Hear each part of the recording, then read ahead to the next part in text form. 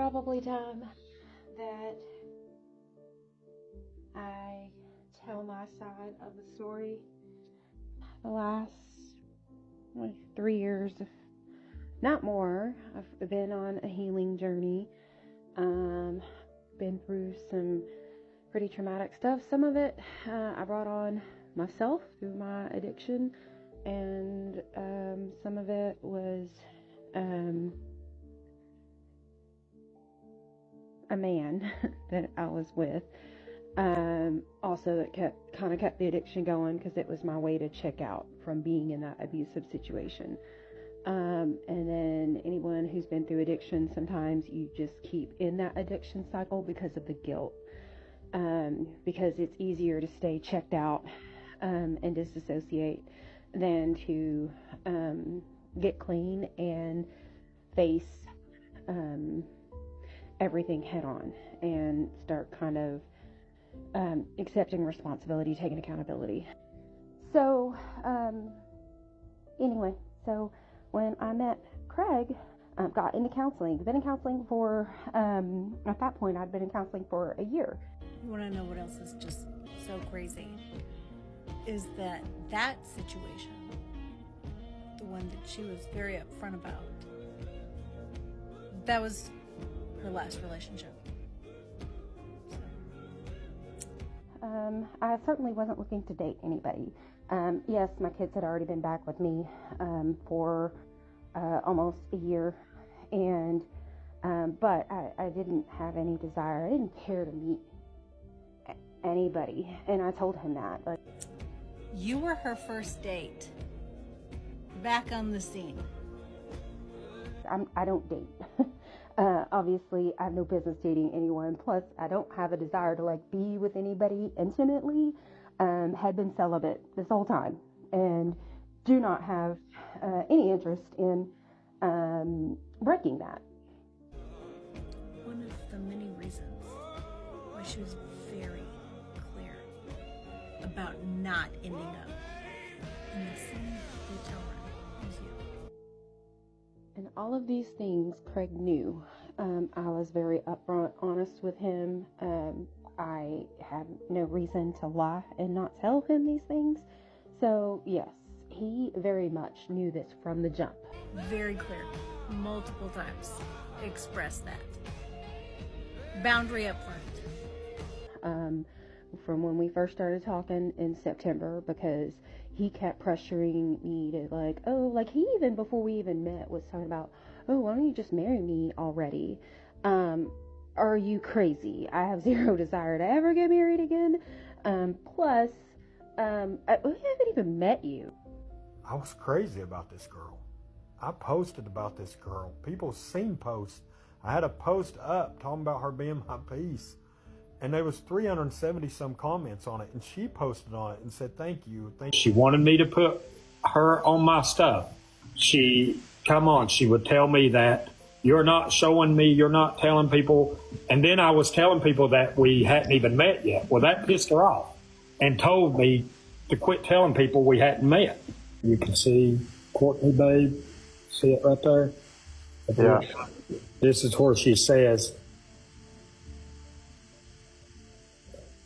stop telling people we haven't even met. So she would get pissed. I don't even date, let alone have a desire to get married. I'm trying to, heal the damage, that I've done, and bringing a man into my home, trying to make up for time, yeah, no. Anyway, so yeah, he knew about this. There are text messages where he and I were openly talking about it. I never, ever abandoned my kids. The child abandonment, child endangerment. She got nailed. So when she got all those, I called her. And I said, why would you not tell me that shit? Yeah. Would never. That whole thing was very traumatic for everybody, and I still have so much. I have a lot of guilt. I've the last 3 years, I've, been rebuilding relationships with my family. I alienated myself for a couple years while going through all that BS, but I'm closer to my grown kids than I've ever been. My daughter will tell you, my mom is my person. We're best friends, and I tell her everything, and my son says it too. My mom is my person. We talk, well, my son's at boot camp, so we don't talk every day, but my daughter and I talk every day. Sometimes for an hour, 2 hours a day. But yeah, Craig knew all of this stuff. So him saying that he found out about it after the fact and then he ran my record is a bald-faced lie.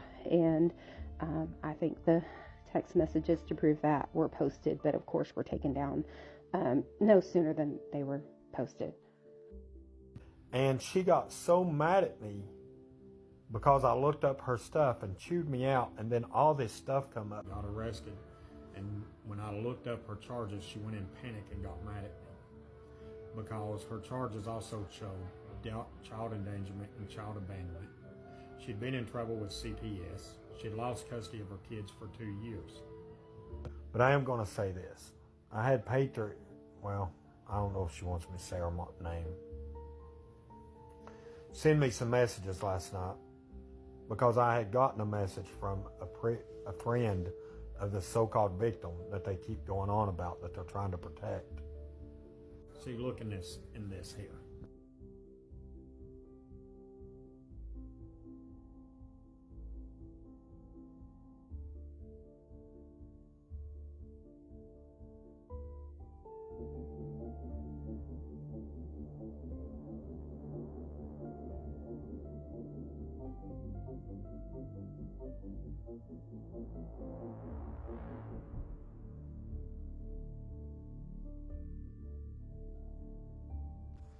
Reaching out to me, telling me that she was blackmailed, that she was afraid of losing her job.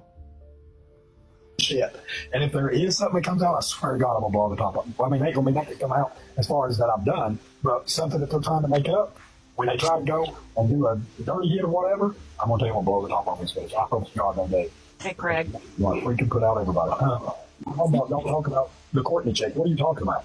Who's Courtney? I don't even know who Courtney is. My ex is over in that box running her mouth. Yeah. You elaborate. That woman pissed me off so bad. I had to leave when her. when she justified DV, well, he was drunk. I wanted to go through that phone. Like, I'm sorry, excuse you, ma'am. Like, I'm gonna say this. I'm not going to go any further with this. But they keep on and keep on. There's people in that box that has charges that they can lose their job over. That's pretty bad. So I'm real tired of people running their mouth, and they know who the hell I'm talking about. So if they keep running their mouth about me, and they keep going on and doing what they're doing, it's going to go sideways. Well, I just need a Just fuck calm down for right now, Craig.